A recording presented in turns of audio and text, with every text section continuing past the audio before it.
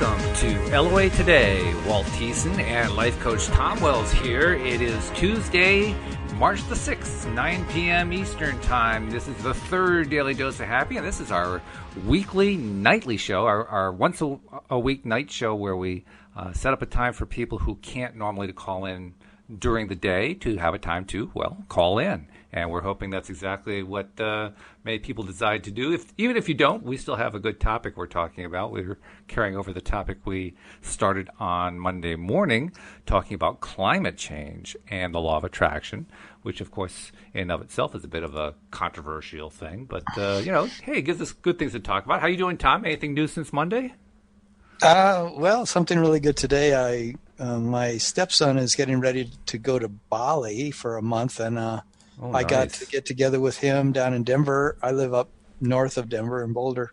And so we got to have lunch together, and we got into a conversation that was truly the first revolutionary conversation I've ever had with him that actually felt that he understands some of this law of attraction stuff. He started to really understand how he's creating his own reality, and that he's not a victim of all the things going on in the world that he feels the victim of, and that he feels like so many people are victimized by, everything from climate change to wars to, people taking, the rich taking from the poor, crazy governments and all the things, the conspiracies of corporate America and the things that he just hates so much.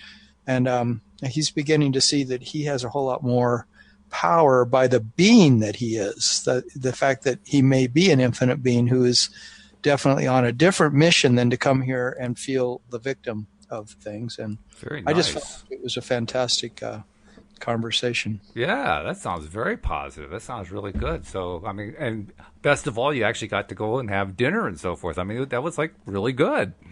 Yeah, it was fantastic, and we felt really good. That's a win-win-win-win-win.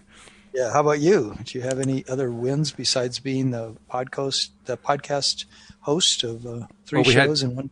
Yeah. Oh, yeah. We Tuesdays is always a bit of a busy day, and we've had good shows today. We had a really challenging one Monday night because Cindy came on board with Wendy and I, the three of us. We were addressing a topic that was raised by somebody on Facebook, and it's a tough one. It's victimhood and the law of attraction, and that's a really, really tough topic. But I did it the smart way. I left it to the experts. I let Wendy and Cindy do most of the talking. Sweet. And they're really great. I mean, you know how they are. Both of them are really experts in the field. So it's not like I was cheating or anything. I was playing the strong card because they definitely are the experts. I'm a novice compared to them. I feel that I'm fairly accomplished in some ways, but compared to you guys, it's like I still have a ways to go. Oh, I don't know. I always feel like we're pretty much equals. Oh, well, thank you. I appreciate that. That's okay. Sometimes, you're blowing my mind. I mean, I don't feel like I have any great handle on wisdom or knowledge. That's for sure. But, well, that's what's fun about these shows. And you know what's really cool, Tom, is that lately all of us have been kind of pushing the envelope a little bit, pushing into territory that's a little bit risky, a little bit daring. And I like that. I'm glad that we're doing that. We're not staying in the safe, tried and true, we always talk about the same kind of stuff. Mm-hmm. That's healthy. Yeah. That's good stuff. I'm getting a lot of messages from life from my work that I'm doing in other arenas. Like I'm working with learning Tai Chi, and I'm working with learning how to be a channeler to let unseen, forces speak through me, unseen beings, whatever you want to call it, my higher self. But in all of it, and even in my comedy improv work I'm doing, I'm getting a lot of messages to be more spontaneous and to let things come through me from spirit, you might say, let my higher self speak through me rather than feeling that I have to be controlled in what I say, or the only things I do is I repeat what Abraham has said or other things I've learned. Right. I'm just really wanting to hear my own self-expression because, like you were saying the other day, there's so much wisdom in all of us, and sometimes you said on podcasts with some of your hosts, you get to the place where you feel the two of you are literally creating together. Oh, yeah. You're creating something new that's coming out of the realizations that you're having, but they're happening in the moment. They're happening as brand new understandings. And just realizing that the present is the only point of power we actually have. Everything is really only existing in this present moment. There isn't any past news that we're just reporting on, you know. Mm-hmm. If you're a person who is trying to live life in the present moment to be truly creative and truly alive, and that's maybe one reason that exciting topics have been coming up, because we want to be alive. Mm-hmm. This is true. That's very true. And we want to enjoy life. That's one of the things that I love about the teaching of Abraham, how they summarize the whole purpose of our existence as being to have fun. That's why we're here. We're here to have fun. You hear so many different philosophical viewpoints expressed, and most of them have to do with, anything from like, karma to living past lives or future lives and all this other stuff. But you don't hear too any experts or people or entities or whatever saying, well, we came here to enjoy ourselves. We came here to have fun. And as soon as I heard that, I said, well, yeah. Why do we make it so complex? Of course we did. Put it this way. We would be crazy to come here for any other reason. Of course we come here to enjoy ourselves. Of course we come here to feel good. Mm-hmm. And in the process, we're learning more and more about how to expand ourselves. We are exploring that contrast that they talk about. And we run into stuff. We deal with all kinds of problems, but nevertheless, I think ultimately we come here because we figure this is like a great place to be in most ways if we just learn how to apply ourselves properly. The one caveat to all that is we forget. We get here and we forget, and that's the hard part. We've forgotten all the stuff that we were taught. It's kind of amazing. Yeah. It's something about this realm that we call planet Earth is clearly designed that way. And I've actually heard things that have said, well, you created it that way because you wanted a realm that challenged you to that degree. You wanted a realm to play on that level, because if in an instant that you're actually a being of light and that it's all a play and that everything is actually created by thought, then you when you're in that realm, before you come here, if that's indeed who we really are, and I believe it is, then we look at this realm and we go, well, if I'm a being of light and death actually doesn't mean anything, then I could just come here and play in that kind of a playground where I actually get amnesia, and I get so immersed in the game that I literally take it as real, and then I come back out of it and I breathe a sigh of relief to realize that, oh, it wasn't all that I thought it was. Or even better, while I'm here, I uncover the fact that I'm an infinite being, and I come to realize the play within the play within the play. Yeah. And when you look at it that way, it takes on a different feel, doesn't it? Yeah. It's even one of the things that I was reading. Abraham was talking about climate change and saying, they say, we just want to assure you that your planet is not in peril, because from where we sit, this is where things are created from. From where they're sitting, which is on that unseen realm, the other side of that barrier of death, and so they're saying, that from where we are, we see how everything is actually just a creation, and I did 2 different channelings for this podcast of my own channeling. And that's one of the things that came through me was, this is all a mutable creation, and don't take it so seriously. It really isn't what you think it is. And we're creating it as sort of a play. And that's why I guess Abraham said nothing serious is going on here. And this is more of a sitcom than anything else. It's an intense sitcom when you think about it. No doubt about it. Very intense. It's like we don't play softball. It's like we're playing hardball here. Yeah, this is major leagues. Yeah.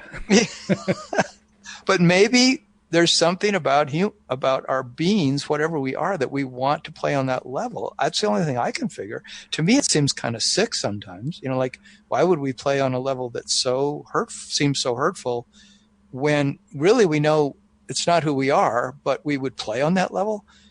And I guess that's the part I still haven't fully figured out. And that's why something like being here, if I start watching trees die, if, like I was saying on the other podcast on Monday morning, if I start watching all the coral in the ocean bleach out and die, and if I start watching, many species die and these things, it's like, it's painful. It makes me feel really sad. Why would I want to be part of that? And so that's the kind of funny thing where in this conversation with my stepson, I could see how that's where he's really wondering, why would this stuff be going on that level of tragedy? If we're infinite beings and we are beings of light, I mean, why is there that level of confusion that's allowed to exist? And I didn't have an answer. That's a big question. You got an answer, Walt? I can't say I have a complete answer on that. I'm still looking for the answer myself. I figure if I gain a little bit of knowledge here and a little bit of knowledge there, eventually I can start piecing it together. But I can't claim to have the answer to life, the universe, and everything. I leave that to Douglas Adams. But Douglas Adams. Well, I feel like a big part of my being here is to play the game of answering these kind of things, because I get so excited and turned on by wanting to know how to thread the needle or how to put the pieces together, how to understand it. Right. So we're working with incomplete information. I mean, I don't care what you believe in. The simple fact is we're working with incomplete information. Now, I personally feel like the information that we get from Abraham and from other law of attraction sources is good information, and it starts to fill in some gaps. But when you really come down to it, metaphysics is about working with incomplete information and deciding what you believe in. And it ultimately has to start and end with belief. And trying to claim that it's anything else really isn't accurate, because it is. No, unless you have direct experiences of more knowing, which can happen through, say, the experience they say of your Kundalini rising, and it goes to your brain, it goes to your heart, and when it does, you start to know things. The same as people who sit in meditation a lot, or people who get insights that are downloaded to them from the other realms, and they suddenly have understandings that are mind blowing, or just what Esther Hicks alone does of channeling all this stuff that she channels. It's like, well, how does that happen? So there is a lot of knowing that is constantly filtering into the world, and maybe more than we realize. One thing that I think is that we as humans have gotten way out of touch with what we're capable of knowing and what we're capable of experiencing. What do you mean by that?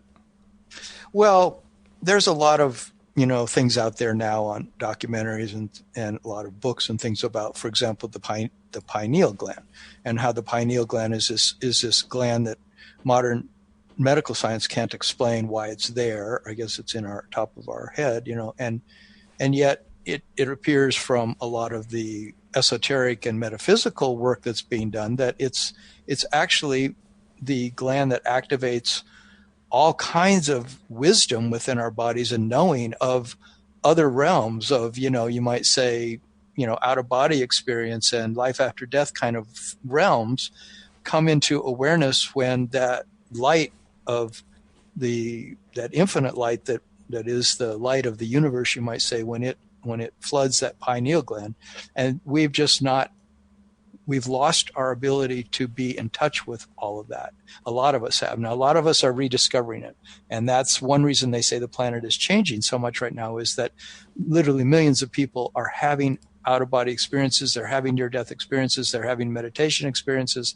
They're having experiences that are opening up these, like in Chinese medicine or Chinese martial arts, what they call the movement of qi within our bodies, the creative life force that, is so different than the way Western science and Western medicine looks at the body, but that there is this life force that is so unknown by most Western people when it becomes known, it opens up it opens up the human to capabilities, for example, for healing, and for wisdom that we didn't know we had. And so that's why all the work I'm doing is in those realms, because I want to. I'm being called. I mean, I'm not just choosing this stuff. I feel like something's calling me to know all this and to go into these realms. I just ordered 3 books last night on out of body travel, and I already am reading one right now, and I'm committed to it. I'm going to be doing out of body travel, and I want to know, because I want to know these other realms of who I am, because this realm seems too limited to me. It seems like there's too many unanswered questions here.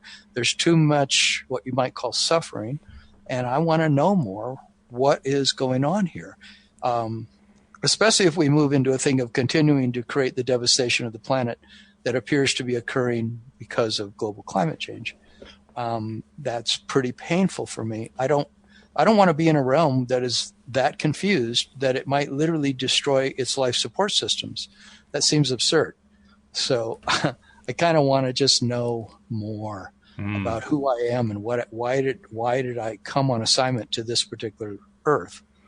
I like that. Come on assignment. That was good. And it might not be an assignment. They say it's a choice. It's a complete choice. Well, I was just going to ask you, who did the assigning? That's what I was curious about. Yeah, right. Well, that's what a volunteer was what I meant. I see. Okay. Somehow I volunteered for this. I volunteered for this. So you were in the other realm, and somebody came by and said, "We need volunteers," and everybody will step back except you.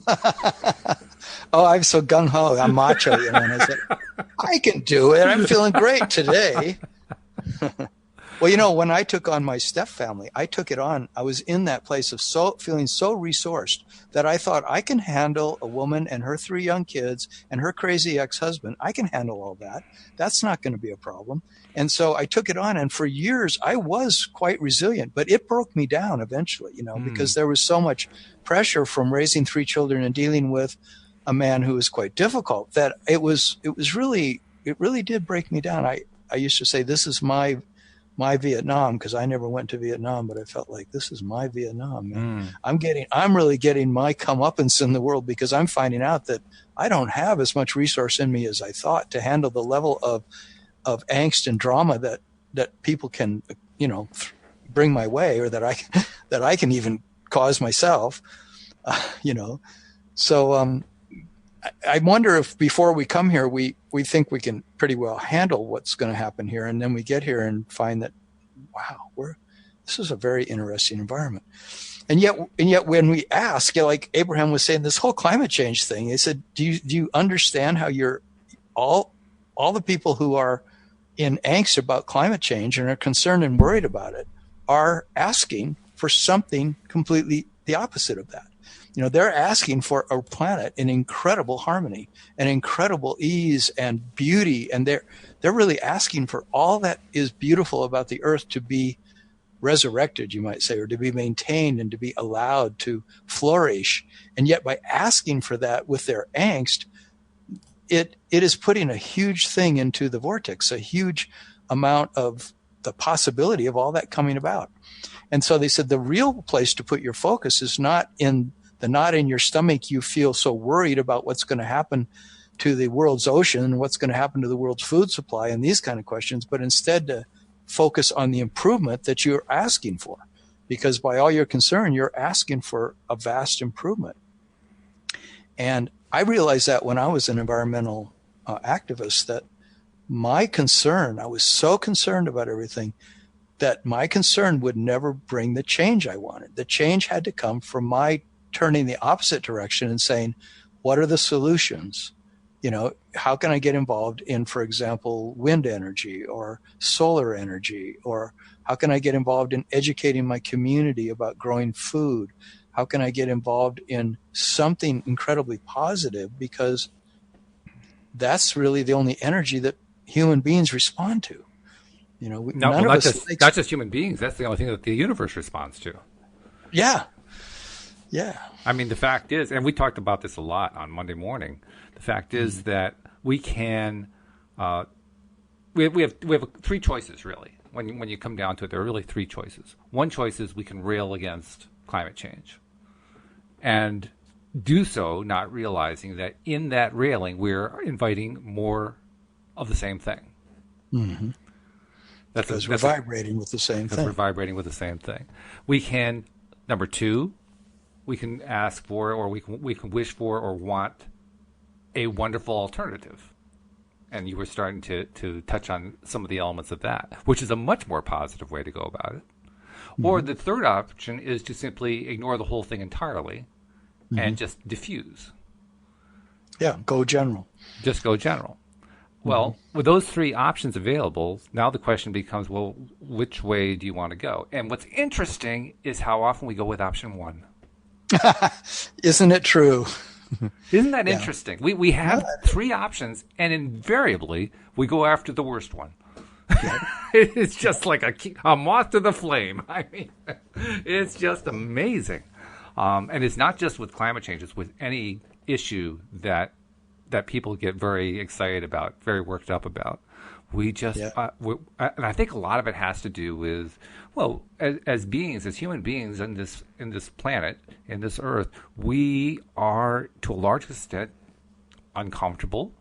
We lack confidence. We have, the longer that we stay here, the less we become aware of our connection to the non-physical.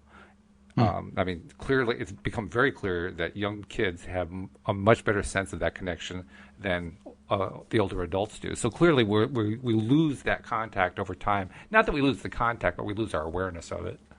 And through all that, we become very nervy. We become fearful. We become agitated. We become angry. We become depressed. Well, you start swimming around in those negative emotions long enough. I guess it's no wonder we picked option number one. Rail against it.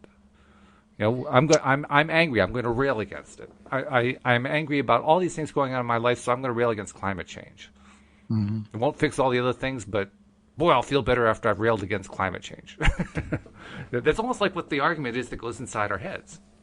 Or whatever issue it is that you're talking about. It could be, like you said, it could be corporatism. You don't like corporations, right? Well, so you rail against corporations. It's the same thing. It's the exact same thing. Yeah. I had a powerful experience of it today because my landlord, I knew was possibly going to do this, but she finally called me today and said she's going to have to sell the place I'm living in. I'm going to have to move. And I've moved 3 times in the last 8 years. And I didn't want to move again. Yeah. And so I found myself in this discussion with her because she's very compassionate and she's always been concerned about how I'm doing and all this stuff. And because she knows I went through this big divorce and lost a whole lot of what I used to have. And she said, so what are you going to do? So I was telling her, but I noticed how about 2/3 of my conversation was along the lines of it not working out that great for me. And I thought, I just had to really check myself and go, listen to that, how trained I am to not say the best thing that could happen, because she was bringing up, like that is this going to be hard for you? And what about this? And I'm like, yeah, well, I've got this going on and this could happen. But I thought to myself, I have got to become so much better trained at only talking about what I want to have happen. I mean, it's what I talk with my clients about constantly. I practice it constantly, but I can get better at it. And it made me realize that a lot of the conversation with her was upbeat, and I definitely ended it on a very upbeat note. And yet I realized, why do I go there at all? Because I don't want any of those negative consequences. I don't want any of those things that I don't want to come true. And so to bring them up at all, and that's what I'm starting to learn, like with climate change. I mean, I just decided with climate change that I was going to say the Earth is a huge, resourceful organism. It really is. It's connected to the cosmic energies that keep the entire universe in harmony, that create worlds. I am not going to worry about how it's going to do. It's way beyond my control, for one thing. And the second thing is it's a vast, huge system that's totally connected to source. Source is expanding the universe through contrast, through there being, we know what we don't want, then we know what we do want, and then more expansion takes place. And by focusing on what we do want, more expansion takes place. And all that expansion is about good. And that's one thing when I was reading the or listening to some of these things from Abraham about climate change, they're saying all of the universe's expansion, you have to understand, is about good.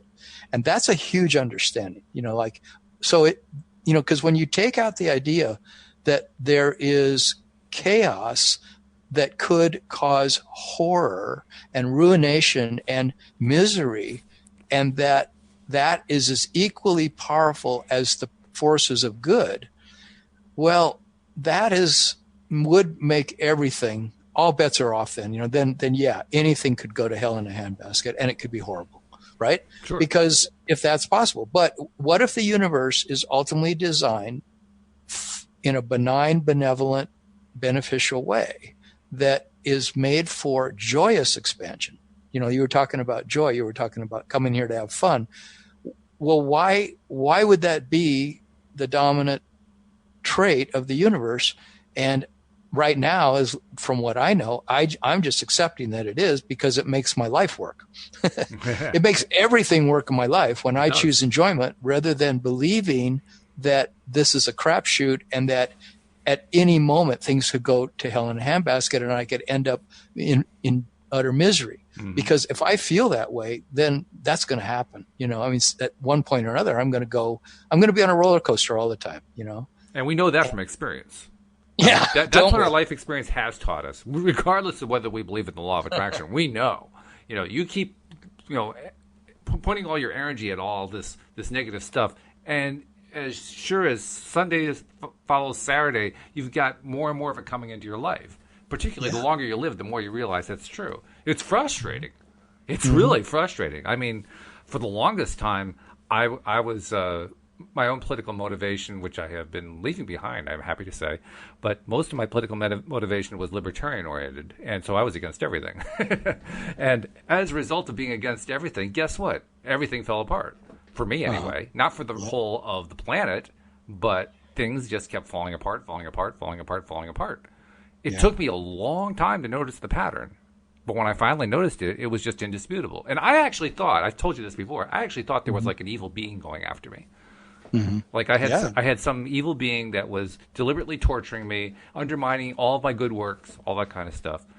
It took my wife to not convince me, but to show me that it was me. Mm-hmm. Yeah. Which is I went through catharsis. Oh yeah, I know you did. Yeah. And that's quite an awareness to come to, that it was actually me. I was doing it. And once I came to that awareness that it was me, then, the next thing I wanted to do is, how do I stop it? Because I certainly didn't want to continue to experience that kind of a life. What's the point? Why bother to be here? And from that point on, I made it like my life's work sort of to, it really is my life's work to get myself into a better frame of mind, knowing that by doing that, I'll bring more and more good stuff to me. And in the process, I've been learning about the law of attraction, the teachings of Abraham, all this other good stuff. And it's been good. I mean, my life has definitely improved since then, and it continues to improve, and it improves in ways that, to this day, I still marvel at. I mean, I see the improvements that happen, and some of them, if I look at it with my old mindset, I would just be shaking my head saying, that can't be. Mm-hmm. That just can't be. Yeah. But it is. Yeah. It just keeps happening over and over and over again. So it's actually a great blessing to discover how the whole thing works. But it's still a challenge when you're looking at your political views, even if they're the old ones, even if they're ones that were kind of part of the old life. I know that for me, I've taken quite some time to move away from all that stuff. And you know what the best thing that I did to move away from it was? I actually did this with other libertarians, but I was really doing it with myself. I would ask them to tell me, don't tell me what you're against. Tell me what you're in favor of. And inevitably, I know I've told you this, but inevitably they'll come back with, well, I'm in favor of taking away government power. I'm in favor of less regulation. I'm in favor of lower taxes. I said, no. Those are all things that you're against, that you've kind of twisted around into a nice way of saying it, but they're all things you're against. What are you in favor of? Mm-hmm. Yeah. And that's where you get the blank stares. You can do that with anybody. It's not just libertarians. You can do it with liberals, conservatives, moderates. I don't care. Communists. I don't care who they are. You can do it with anybody, and they have a very hard time telling you what it is they're in favor of. Mm-hmm. It wasn't until I started saying what it is I was in favor of, and it took me a while to figure that out. I started saying things like, well, I favor prosperity for all. I favor peace. I favor joy. I favor laughter. I favor love. Mm-hmm. And as soon as I started to say all those things, I realized there was no way that politics was ever going to accomplish any of them. Yeah. Now, here's the strange part, Tom. There's still a piece of me that hangs on to politics. It's a very small one. It's infinitesimally small, but it still hangs on. It's like it's hard to let go of, but I'm getting closer. The day is coming very soon when I'm going to say it's gone, and I'm going to do a little happy dance. Because I'll have finally got, that demon I told you about? I will have gotten rid of it at that point. Yeah. I know what you're saying. I was feeling with this thing of moving out of this place I'm in that it's a similar thing. Like, what is it that I really want? Rather than focus on this could be difficult, the new place could cost a lot more. Because there's a real difficult situation with real estate where I live. There's hardly anything available, and what is available is super expensive because everybody wants to live here now in Colorado. Oh, I see. Yeah, at least in this area. Right. And so, my rent might go up $500 a month or something like that. And I was feeling like, oh, that sucks. And, but I don't want to focus on that. No. It really is always the thing comes down to, like you said, you were going to be looking for a new house, and it's always comes down to what is it that you really want? Like you were just saying, what is it? Well, what is it that I want? If I get to move out of here, that could be, first of all, I could look at it as a really awesome thing. I get to move out of here. It could be. It could be really awesome. And if it is going to happen, it has to be. I mean, I'm not going to create it any other way. It's actually my creation. And so now I'm going, okay, it's my creation. So how can I think about it? How can I talk about it? And the thing that I'm getting, like with all the areas of my life, whether it's money, relationships, climate change, or moving out of my place, it's always, are you talking about the stuff you want to have happen with an enthusiasm and a confidence and a sureness? And are you stopping completely stopping talking about the things you don't want? Because to the extent that I go back into the fear level of anything, the worry level of anything, the concern level, and the doubt level that things are going to happen the way I want them to happen, then I keep that alive. So it's like you're putting this mixed message out to the universe of, at one moment you're thinking about what's going to go wrong, what could go wrong, and the next minute you're thinking about what you want. But until that energy that was going into worry and fear and doubt goes into total confidence and total talking about what I want to have happen, it's like the universe waits for that to really act. It's like that's when all the great impulses start coming. Everything comes to me, I notice, when I totally believe it's a done deal in my vortex. Like if I completely believe the earth is going to totally be resilient, the earth is going to totally handle whatever we're calling climate change in a way that's completely beautiful, and the vast majority of humans will probably survive it and thrive through the whole thing. It might be a huge renaissance for the entire human race. If I think keep picturing it in that way, and I keep talking about it in that way and thinking about it in that way, and every time a worry comes in, when I see another tree dying or I hear another bad report about the environment on some documentary or some news program, I don't get into it. In fact, I try not to even listen to that stuff. The same way as I try not to listen to my mind when it says, boy, I don't know, it's a tight real estate market. I don't know where I'm going to go. This is going to upset everything with my business. Oh my God, I'm going to have to move all this stuff. That's going to cost you a lot of money too. And all those thoughts, it's like, I don't want any of those thoughts. What are the opposite of those thoughts? Hey, I bet I'll find a really great way for this move to take place. I'm going to make this a really fun move. I'm going to unload a whole lot of stuff I don't want to carry with me anymore. I'm going to find a place that's even better. It's going to have better hiking trails nearby. It's going to have better neighbors nearby. It's going to have easier access to the things I need in my community, from banks to grocery stores, and just start picturing it, because that's the way the universe operates, right? Which is a very controversial point. And Well, before I even go into that, I want to mention, because we haven't mentioned in a while, this is supposed to be our call-in show. The reason we're doing this Tuesday night show during the week, just one night out of the week, is to give people a chance to call in. So if you're listening live right now, obviously if you're listening to the recorded podcast, can't really do much. But if you're listening live right now, you're probably listening right on the homepage of the site, loatoday.net. And right there, you can see how to connect to us using the Zoom platform. So if you'd like to be a part of the conversation, maybe you want to bring in a point of view that we haven't touched on yet, well, we'd love to hear from you. Just connect in, just follow the steps. It's really very easy. There's a call-in number if you want to do it by phone. There's an app you can download for almost any platform you got, any kind of computer or smartphone that you got. So lots of ways to connect in, but connect in and talk to us because we'd love to talk to you.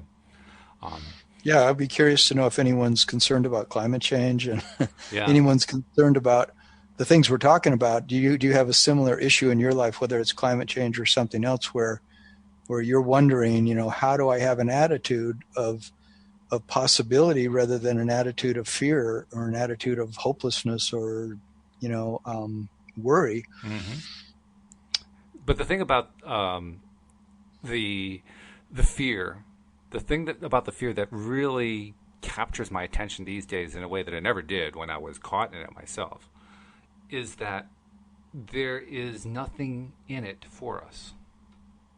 I don't know if I can express that properly, but I'm going to try. I guess the word that summarizes the whole thing for me is worry.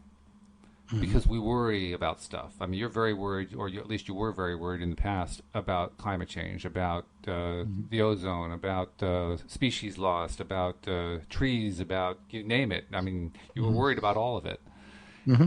And every time I hear about worry these days, I keep going back to this movie, a Tom Hanks movie that came out within the last couple of years called Bridge of Spies. The story of how he plays the role of an American attorney who ends up representing a Russian spy and keeps him from getting executed, and ultimately helps to trade him for Gary Powers, the guy who got shot down over Russia in the U-2, 1962, I think it was.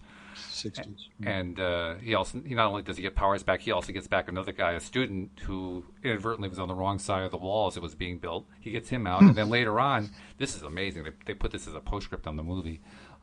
He is sent by President Kennedy to Cuba to negotiate for the release of the freedom fighters who were fighting Castro as part of the Bay of Pigs operation. And I guess he was trying to get like 1,000 or 1,300 people out there. He gets 9,700 people out of Cuba. I'm thinking, oh my God, this was one heck of a negotiator. But anyway, in that story, he at one point is seen at his defense table with the Russian spy that he's defending, and they're in a hearing where they're basically trying to determine whether or not to execute this guy, whether or not to put him to death. And Hanks turns to his client and says, aren't you worried? And his client looks back to him and says, would it help? That's great. And when you put it that way, it's like, no, of course it can't help. How can worrying possibly help you? There is no way it can. I don't care what your philosophy is of life. I don't care what you believe in religiously. I don't care if you believe in nothing at all. I don't care if you believe in science. I don't care if you're against science. I don't care if you believe in corporations. I don't care if you're against corporations. Worry never helps. There are no known circumstances under which worry helps. And yet, but one thing that it does do. What is the one thing that it does do, Tom? I'm sorry, I interrupted you. No. Tell us, what's the one thing that it does do? I want to know, because so far I've never found anything that it does that's positive. Well, if you look at it like this, all of the emotions are a guidance system. We've talked about this, and I know you know this, but if you don't label any of the emotions as anything other than a wonderful guidance system, then it's something that's coming up that's telling you that's not how Source sees this. And so it's giving you information so you readjust your course. Say, well, if I'm feeling fearful, if I'm feeling worried, if I'm feeling anxious and concerned, then I know Source sees it differently. So that means, why do I see it this way? How can I see it the way Source sees it? And that's what drives me to constantly want to understand, how the heck can Source see this as not a problem? Like, how can I could name 10 things off the top of my head that are going on with climate change. How can those things not be a problem? How can Source, because if I have worry and fear about it, it means my guidance system is saying Source doesn't see it that way. So how does Source see it? Well, that's when you get into the thing that Source sees it as the earth is this huge, amazing system that that in the vortex of the Earth's vortex, everything is expanding beautifully. So that's one way. But I know exactly what you're saying, so I don't want to there's another way to put the same thing. The energy out of what you're saying. No, it's fine. But there's another way to put the same thing that you just said, because you said it beautifully. The way to put it is, you could ask your inner being, "Aren't you worried?" And the inner being answers, "Would it help?" Yeah, right. Well, definitely the inner being would always say that, right?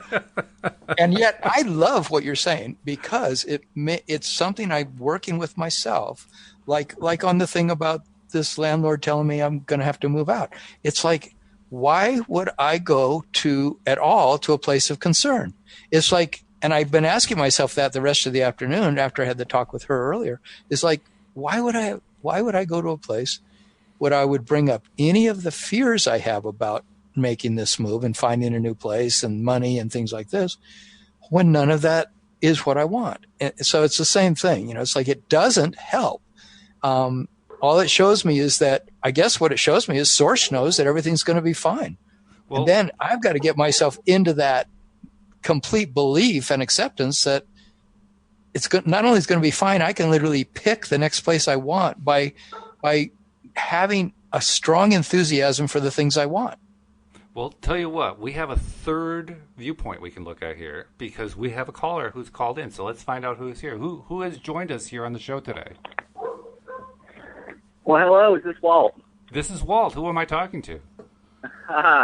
Well, this is BJ, and Hi, BJ. I'm in South Mississippi. All right. Thank you for calling in. We appreciate it. How you doing this evening?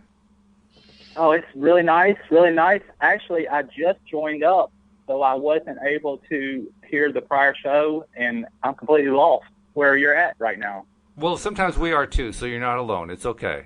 But it sounds great. Like the quality on the call-in, I was really just enjoying it. Sounds great. Yeah, well, it's improved a lot since we added the Zoom platform. It has definitely improved the signal quality dramatically. So you're right. I mean, it's a really nice improvement, and we're excited about it every single time that we do a show.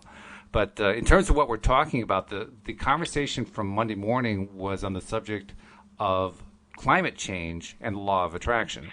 And so what we were doing this evening is we're kind of carrying the conversation along. That one that you just did on victimhood, right. Or victimness. Yeah.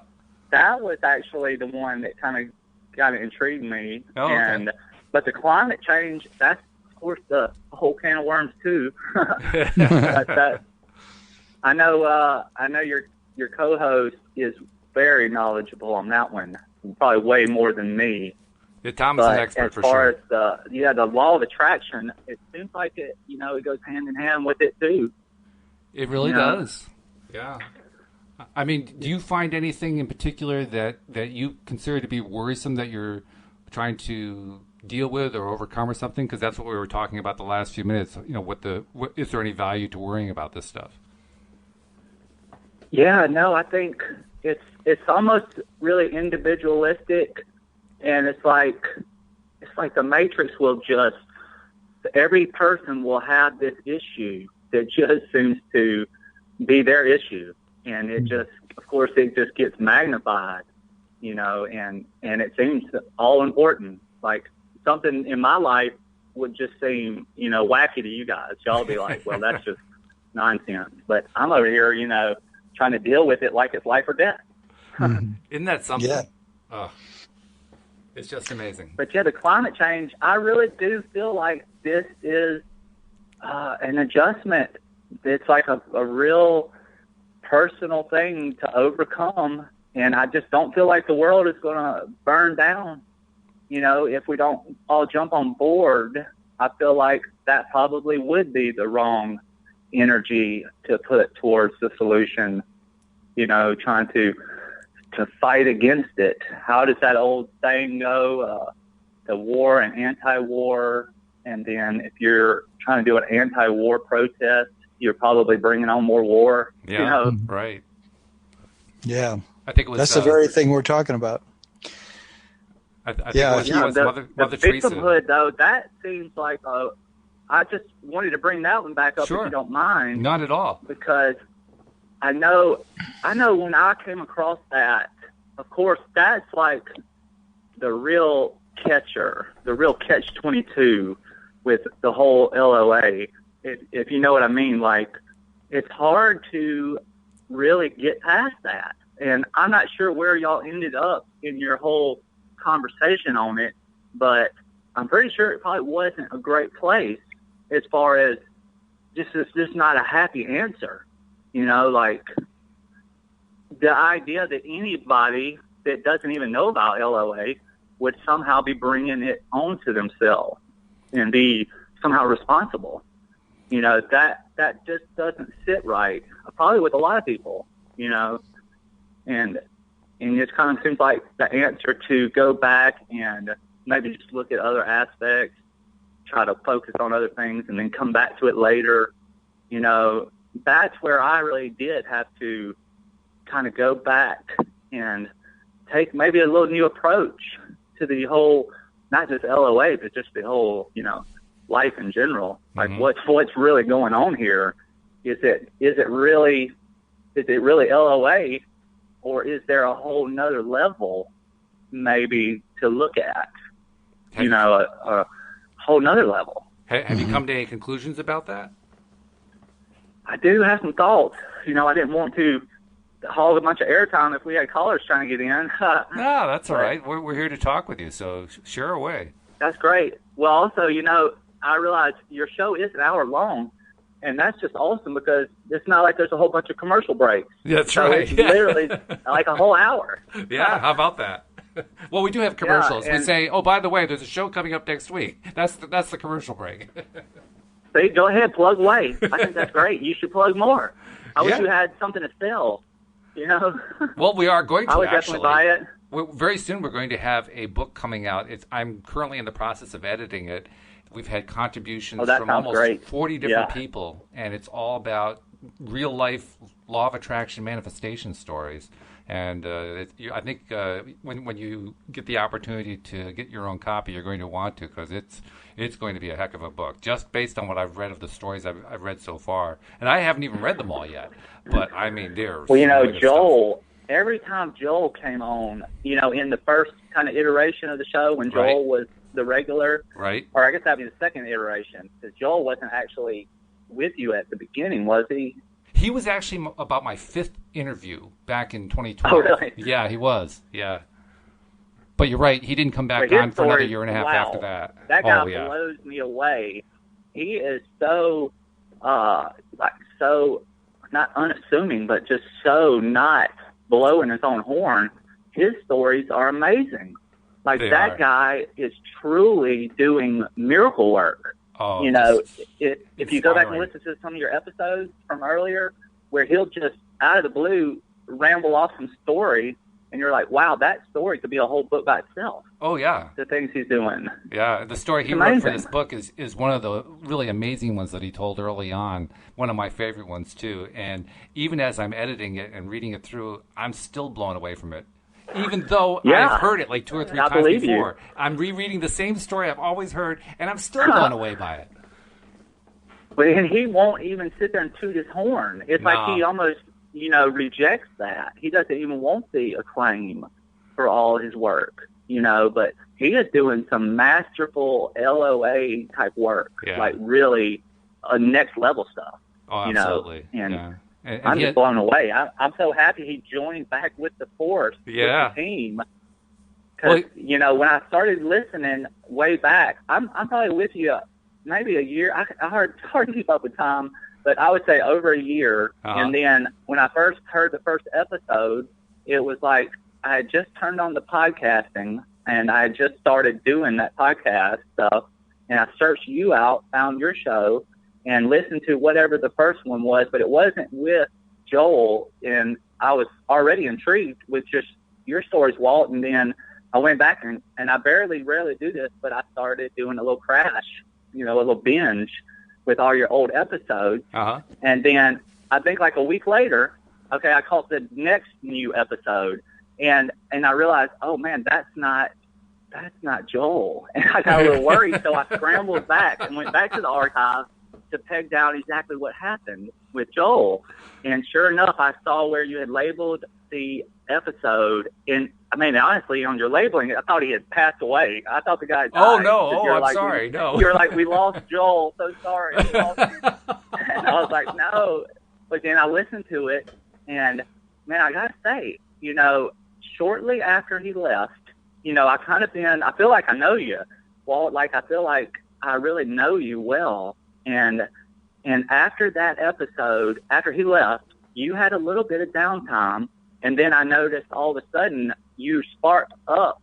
And you know how Joel had really been on this bent that he's going to get y'all on a morning drive show. That's right. You know, yeah. Drive prime time. That's right. And, man, the way, his conviction, the way he was saying it, and the stuff he has done, I was like, well, this is guaranteed. Like, this is going to happen. And then all of a sudden, he was gone, and I was like, oh, no, this doesn't make sense.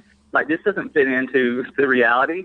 But then I think that spark he created, you just started burning brighter, and you had just taken it, and it started to blossom. And then I was enjoying all that, of course.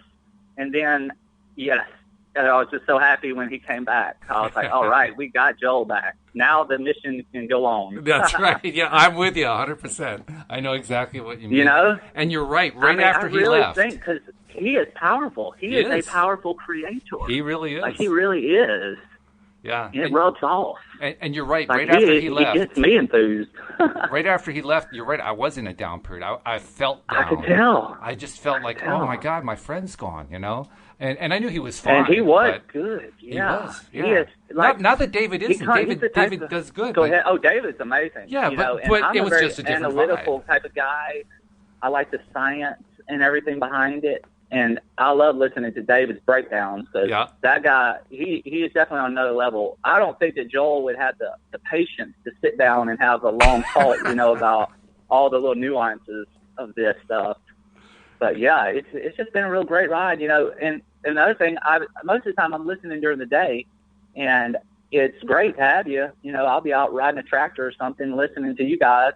And then this show kind of feels like the night show. You know, right. It's like we got a whole other vibe at night now going on. Exactly. And that's kind of nice. Yeah. Yeah, it kind of feels like it's real laid back, and I feel like I'm just talking just to you, even though I'm sure other people will listen. You know, it doesn't feel like the big bright lights of the daytime. Right. But this is great. Yeah, And plus, I'm really hoping, you know, I wanted to call in just primarily because you have been putting so much effort and I've been listening, of course. Like you said, most people listen on the replay on the podcast. Yeah. You know, and so that's me.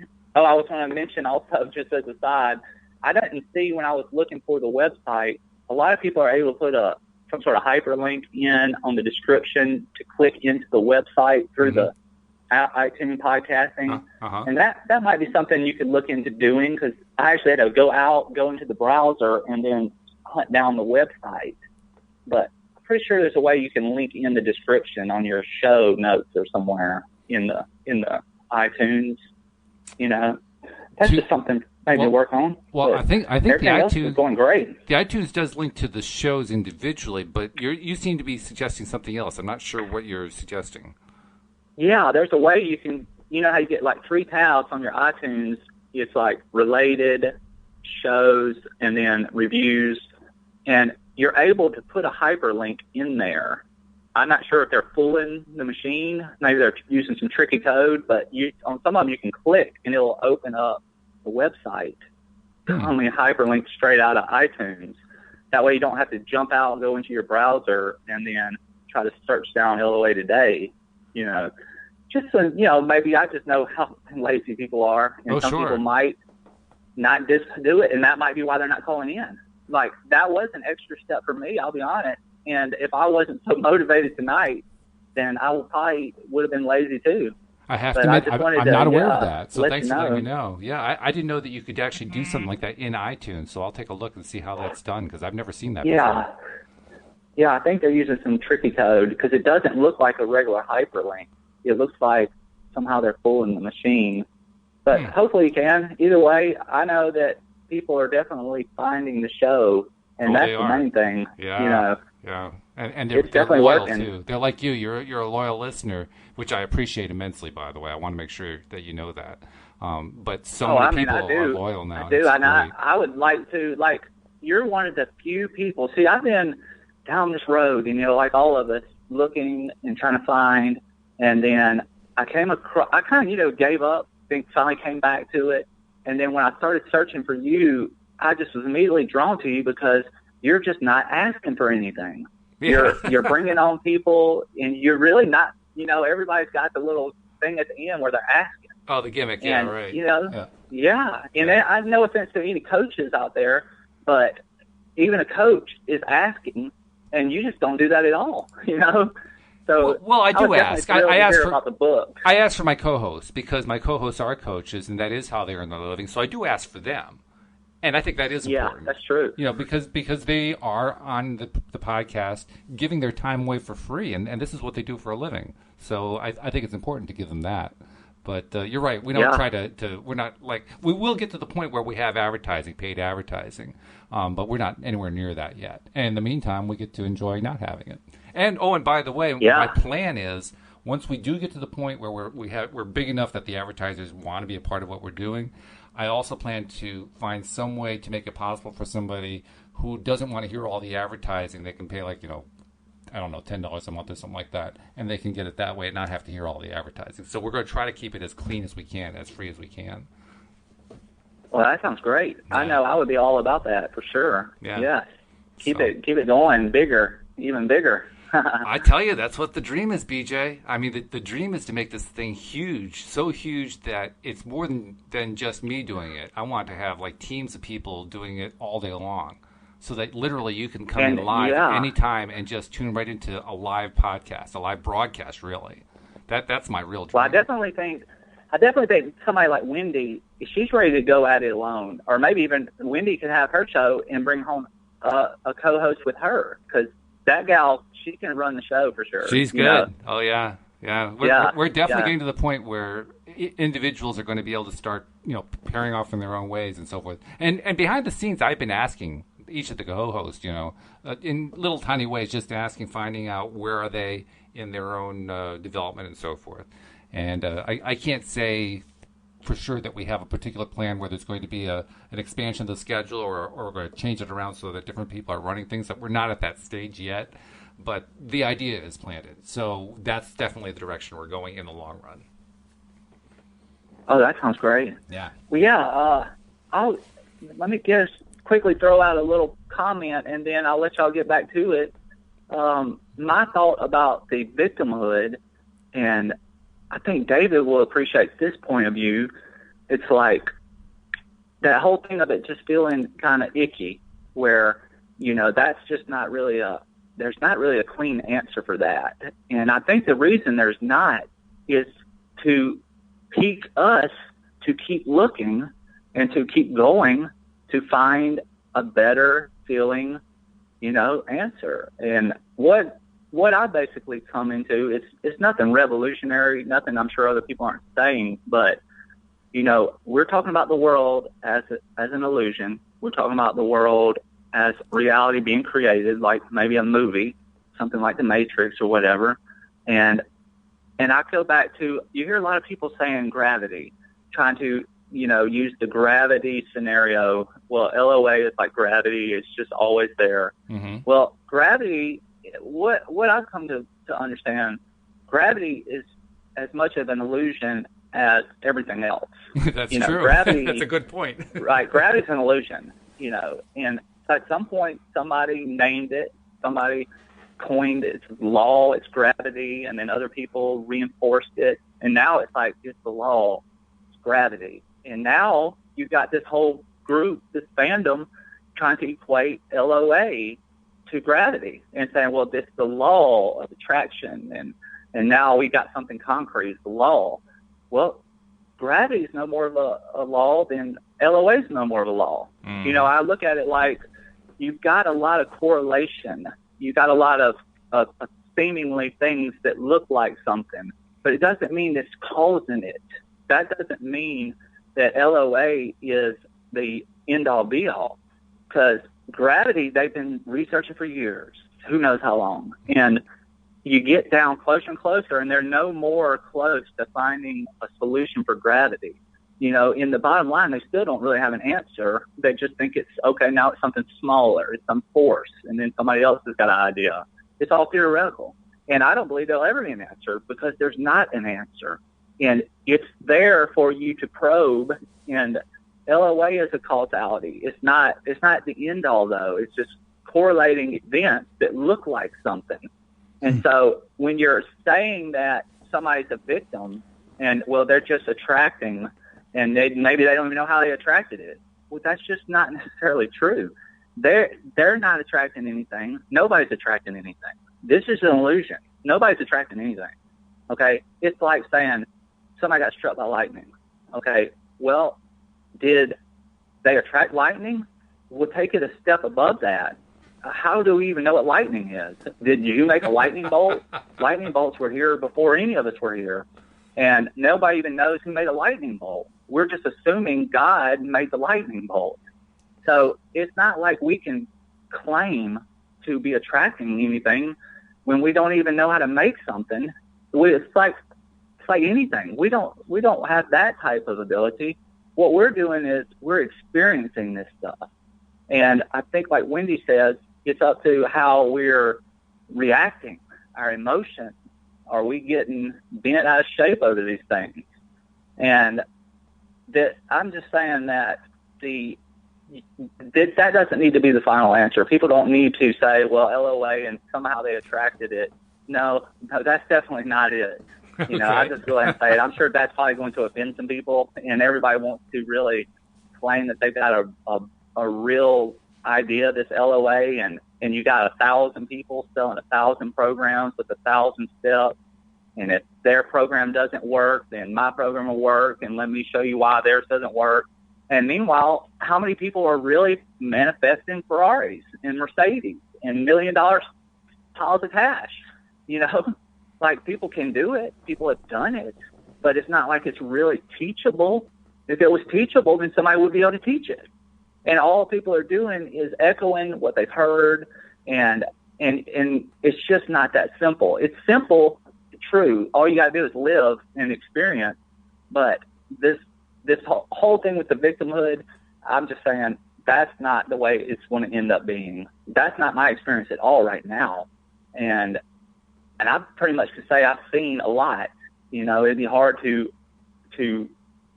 show everybody what I've seen, but I'm just saying I understand what everybody's saying, and it's actually a better feeling.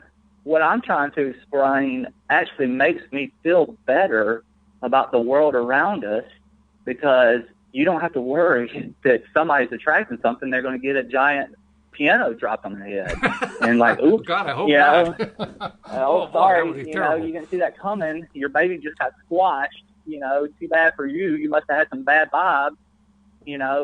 That's not any more a fault of that person than, and here's kind of what it boils down to. Everybody's on their own path, and I'm not discounting somebody who gets raped or some victimness, but is that your experience? What are you living? God will put all this stuff out there as it's almost just like little triggers, events, and the climate control, the weather. It's a trigger. Are you going to react? Is it going to trigger you? Are you going to lose your emotional stance? Are you going to get bent out of shape? Or are you going to maintain and believe that you can be better and then things can get better? If you start buying into anything, you pretty much have lost. If you start buying into something physical around you, something that you see, you're lost. That means you're buying into somebody else and some other thought. And, this stuff has been going on a long time. I look at my life and say, wow, I've spent maybe 5 years and where I thought, okay, I got this figured out. And 5 years later, I'm no closer to figuring it out than I was 5 years ago. But I know that I'm a lot closer than I was 5 years ago. Mm-hmm. And maybe one day I can have, a big breakthrough. But just on a day-to-day, I just consider it a win when I feel good. There's no major meltdowns around me. And I'm actually having a nice day. Like today was a beautiful day. You know, the weather was nice. There was plenty of bees out there. I had bees flying out of my tractor. You know, the bees are everywhere. Like, it's just not true that the bees are all gone, at least not where I'm at. You know, there's bees. They all went to your property. Leaves, you know, hey, y'all can all come, man. We're down in South Mississippi. There's plenty of room.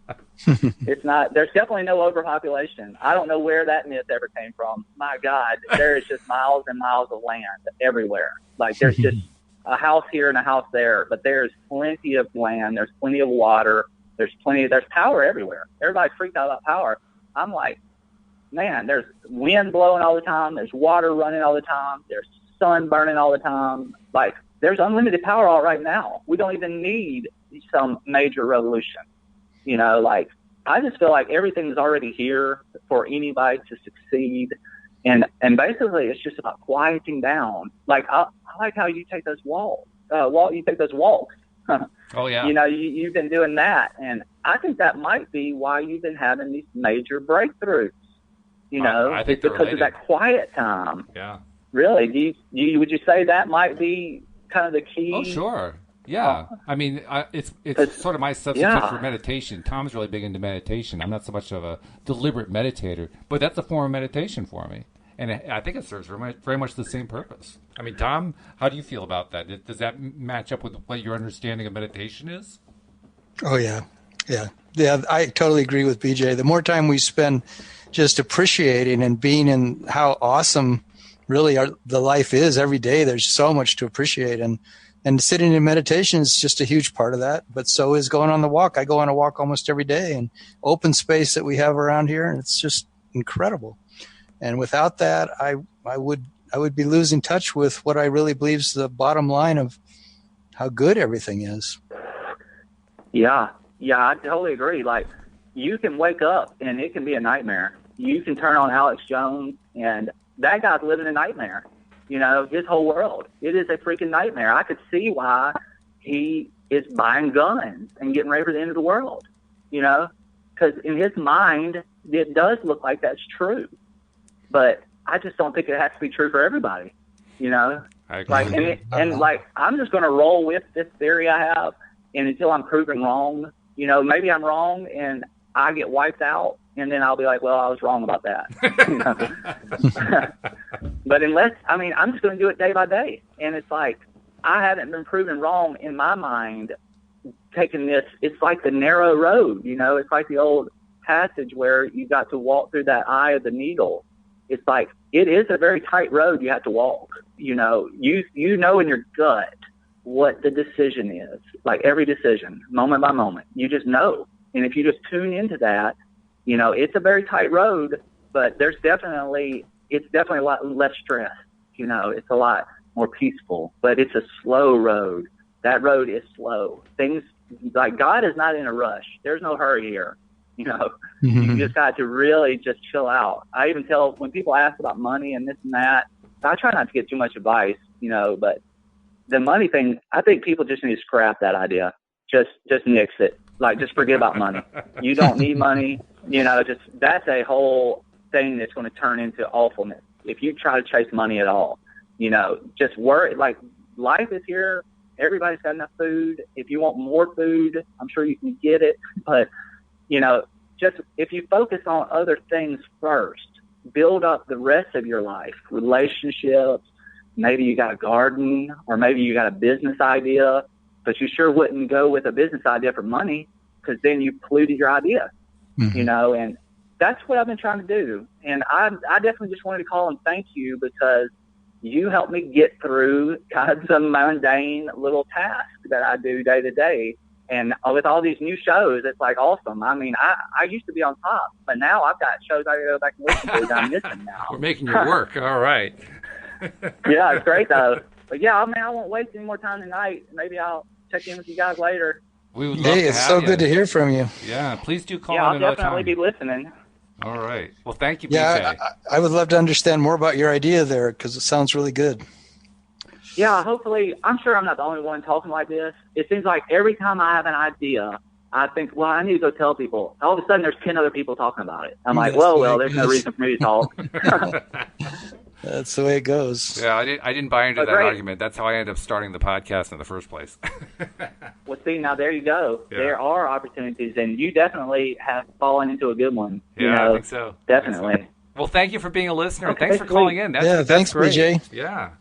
Okay, great. Have a good night. You too. Yeah, have a beautiful day tomorrow. All right. Thanks. Okay. You too. Bye-bye. Bye-bye. Bye-bye.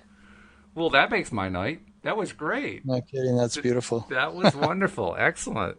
We love hearing from, this is proof. Anybody who had any doubts that we love hearing from listeners, there's proof. We love hearing from listeners. It was wonderful. Yeah.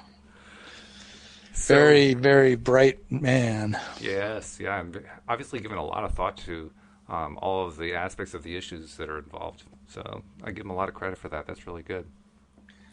Many people are like that. We're actually over the 1 hour time period, but since the Tuesday night show is not one where we have to limit it to an hour, we can go on a little bit more if we need to. Did you want to continue with our exploration, or should we save it for Friday, or what do you want to do, Tom? The exploration of this topic? Of the topic, yeah. I don't think we should probably just go on and on. I thought it was interesting that BJ wasn't able to follow it because he had missed the Monday morning show. And I could see how if a subject isn't unfolded in more detail, it could be hard for people to know if they didn't listen to the previous show. Right. So maybe if we do this 2 shows in a row, we should, on the same topic, we should unfold it again at the beginning of the show in as much detail as we can, at least for a 20-minute period or something, so that it's clear what we're trying to explain here. That's a good idea. Why don't we make that a plan going forward? So each time that we come to the Tuesday night, since we're picking up on the same topic that we talked about the previous Monday morning, let's do exactly that. Let's basically lay it out again. Even if we only spend 10 minutes on it, at least we'll bring the current listeners who are listening that night up to speed. So yeah, I'd say let's do that. Okay. Until we maybe decide we want to have a different topic on Tuesday nights, but we may actually evolve to that. I mean, it may get to the point where as more and more people call in, the callers and what they're calling in about, that may actually become the topic. Well, that's what it was with BJ. I wanted to hear more what he had to say about his ideas because they seemed to be really great, really unusually, precise and right on. And I wanted to understand more what he's saying. Mm-hmm. Mm-hmm. That, there's more than just this law of attraction, ideas and how he sees that. But those are the kind of things that I could tell he could talk for an hour about that. He probably could. And he would probably, we would be I would be slowly getting more and more understanding of what he's saying. We may even end up giving him his own show. Who knows? It could happen. Stranger things have happened. Could happen. Yeah. Well, all right. Before we go, there are a couple of housekeeping notes I want to mention. First of all, reminders to everybody, if you have not yet subscribed to the podcast, follow BJ's lead. He's a subscriber. He's been a subscriber for over a year now. He tries not to miss any of them. I love the fact that we have more episodes than he can follow. It's like, okay, now we've given BJ a job to do. That's cool. I like that. But if you haven't subscribed, more than I can follow. It's real easy to subscribe. Right on the homepage, all the links are there. All the instructions are there. Just follow the instructions. And then be sure to share after you've done that. Also, a reminder, we do have that book coming out. I had originally hoped it would be out by now, but difficulties I had with my own computer and so forth kind of made that a moot point. So I'm expecting it's probably going to come out sometime in mid-March. I don't know exactly when. Basically, how quickly can I get through the editing? I've been about 45% of the way through for the last 10 days or so, and I've been dealing with all these other things that came up. So as soon as I get back to it, I'll be finishing the rest of it, and then we'll be at the point where we can publish it.